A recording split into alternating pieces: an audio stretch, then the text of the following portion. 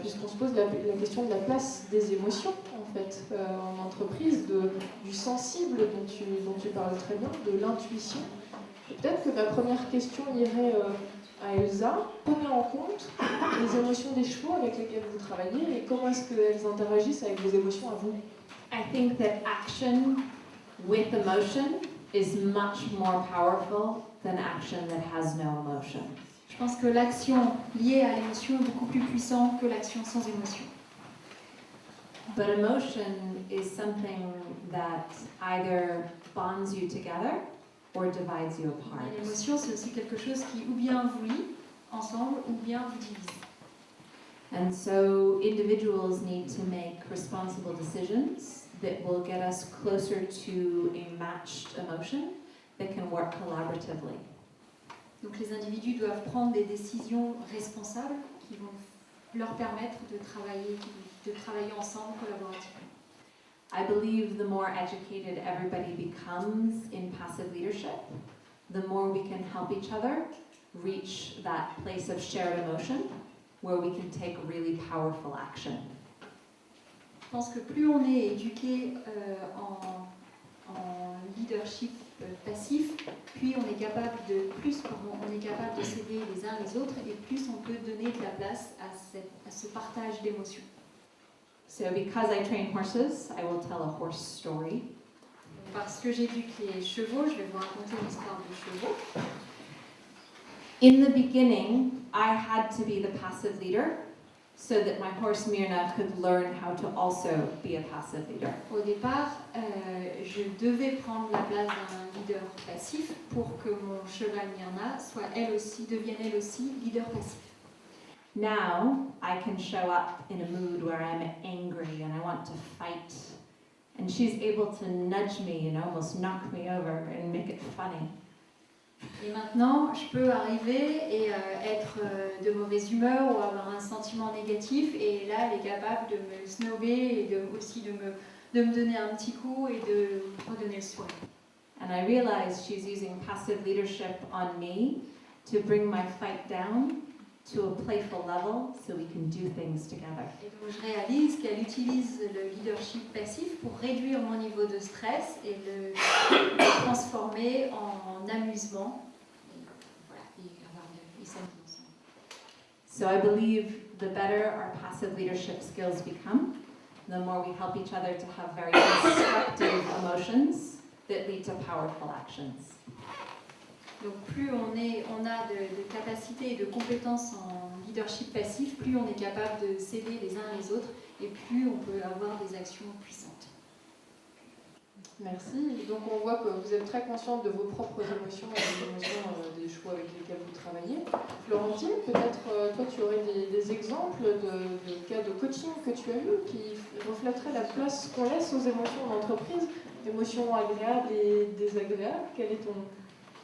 J'ai un premier exemple qui me vient avec une jeune femme qui, là, l'activité proposée s'appelait, mais on revient au thème du début, vision de leader, vision de manager.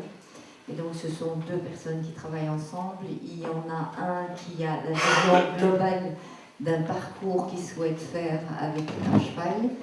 Et il y a, donc ça c'est le leader, puisqu'il a la vision globale. Et puis il y a le manager qui reçoit les instructions. La seule chose, lui, il ne voit pas le parcours. Il a les yeux bandés et il tient le cheval qui est censé représenter l'équipe. Et donc j'explique ce que je viens de vous dire, et puis il y a une jeune femme qui va, mais vraiment très vite. Elle a les yeux bandés, et ça me fait un peu penser au trait humoristique de Myrna, c'est qu'elle a les yeux bandés, on lui donne la corde avec le cheval au bout, elle ne sait pas où il est le cheval, elle le sent, et là le cheval tire derrière le foulard, mais quand on est dans le noir quelque part, c'est extrêmement inquiétant.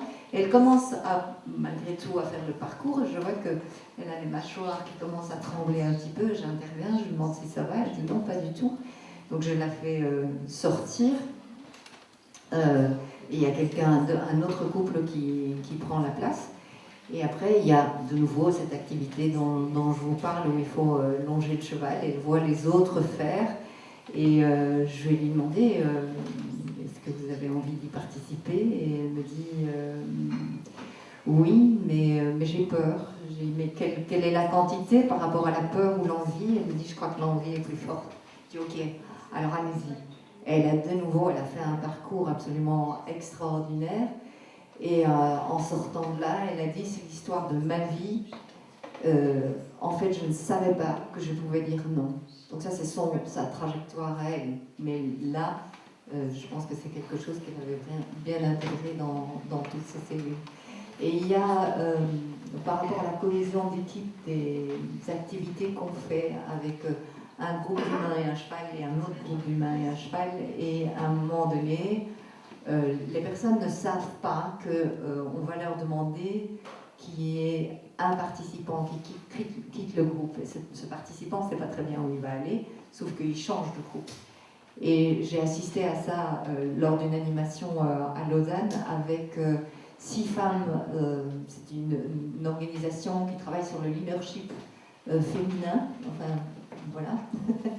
Et donc, l'activité, c'était de faire bouger un cheval ensemble, donc de déterminer de nouveau un parcours et de déterminer qui allait être le leader et s'il y avait des changements de position, si tout le monde était d'accord. Donc, il y a beaucoup d'informations qui interviennent et au bout d'un certain temps, ces 6 femmes ont vraiment fait un parcours magnifique avec le cheval qui suivait, c'était vraiment émouvant. Et puis, ce fameux stop, la personne part et il y a une autre personne qui arrive et qui tout d'un coup a donné des instructions dans tous les sens.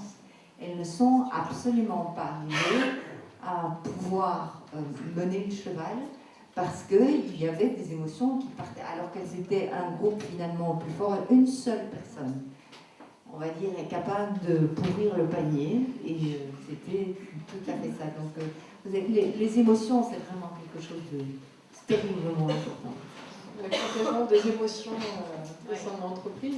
On peut peut-être demander aussi à nos 3 témoins quelle est la place que vous donnez à vos propres émotions dans votre leadership et quelle est la place que vous donnez aux émotions de vos collaborateurs. Un truc tout bête, c'est juste de dire quand ça va bien, parce qu'améliorer l'existence, c'est bien, hein, recadrer, c'est... Voilà. Mais juste des fois d'avoir une petite marque comme ça, un petit mot sympa, enfin, mine de rien, dans le temps, ça instaure aussi ce climat de bien-être. Voilà. J'ai fait une présentation il y a peut-être 2 ans maintenant auprès des services de médecine du travail sur le bien-être au travail.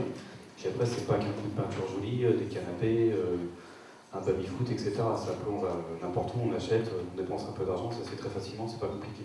Et par contre, vraiment instaurer ce bien-être par l'ambiance, par contre, ça prend du temps. Ça prend du temps, ça peut vite faire aussi machine arrière sur un élément déclencheur où là, on n'est pas exemplaire sur certaines choses. Mais voilà, je reprends par exemple ce matin, on a mise en rayon, voilà, une fois qu'on a fini sur son rayon, on va aider un collègue. Et je repose un collègue, Sam, je dis merci Sam tout à l'heure d'avoir été honoré sur le rangement, c'était sympa, tu avais fini avant, donc merci, allez, tout à l'heure. Une collègue qui a été bousculée par un client, je suis intervenu, voilà.